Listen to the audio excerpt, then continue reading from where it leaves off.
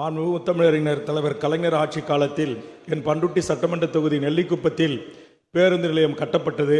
ஆனால் இதுவரையில் கட்டப்பட்டதிலிருந்து ஒரு பேருந்து கூட பேருந்து நிலையத்திற்கு வந்து பொதுமக்களை ஏற்றி இறக்கி செல்லாமல் நேரடியாக செல்கிறது. அதனால் அனைத்து பேருந்துகளும் அரசு பேருந்துகள், தனியார் பேருந்துகள் தங்களுடைய துறையின் பொருட்செலவில் கட்டப்பட்ட அந்த பேருந்து நிலையம் முழுமையாக இயங்குவதற்கும், அதுபோன்று பண்ருட்டியில் ஒரு பேருந்து நிலையம் அமைப்பதற்கு நிதி ஒதுக்கி தந்திருக்கிறீர்கள். அதற்கு நெஞ்சார்ந்த நன்றி. என் வேண்டுகோளை ஏற்று அதற்கு இன்னும் கூடுதலாக நிதி ஒதுக்கி போதுமான அடிப்படை கட்டமைப்பு வசதியுடன் கூடிய பேருந்து நிலையமாக கட்டித்தருவதற்கு மாண்புமிகு துறை அமைச்சர் ஆவண செய்வார்களா என்பதை தங்கள் வாயிலாக கேட்டு அமர்கிறேன். மாண்புமிகு பேரவைத் தலைவர்களே, நிறைய தமிழ்நாட்டிலே பல இடங்களில் அப்படி தான் இருக்குது. விருதுநகரில் இப்படி ஒரு பேருந்து நிலையம் இருக்கிறது.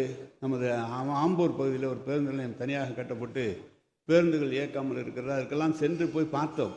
ஏன் பேருந்து நிலையம் இப்போது பைபாஸ் சாலை வந்திருக்கிற காரணத்தால் உள்ளே செல்லாமல் நேரடியாக செல்கிற மக்கள் அதை விரும்புகிறார்கள். ஏன் அங்கே போய் லேட் பண்ணுறீங்க, கொண்டு போ அப்படின்லாம் சொல்கிறாங்க. நம்ம ஆர்டிஓ, நம்முடைய போக்குவரத்துறையின் சார்பாக ஆர்டிஓவிடம் சொல்லி அதை உடனடியாக எல்லா பேருந்துகளும் அங்கு செல்ல வேண்டும். இல்லை என்று சொன்னால் நடவடிக்கை எடுக்கப்படும் என்று சொல்லலாம்.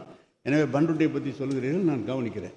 செய்திகளை உடனுக்குடன் தெரிந்து கொள்ள கீழ்கண்ட கேபிள் மற்றும் டிடிஹெச் நெட்வொர்க்குகளில் எம்நாடு செய்தி தொலைக்காட்சியை காணுங்கள். பாதகம் செய்பவரை கண்டால் நாம் பயம் கொள்ளலாகாது பாப்பா. மோதி மிதித்து விடு பாப்பா, அவர் முகத்தில் உமிழ்ந்து விடு பாப்பா. அண்மை செய்திகளை உடனுக்குடன் தெரிந்து கொள்ள இணைந்திருங்கள் எம்நாடு தொலைக்காட்சியுடன்.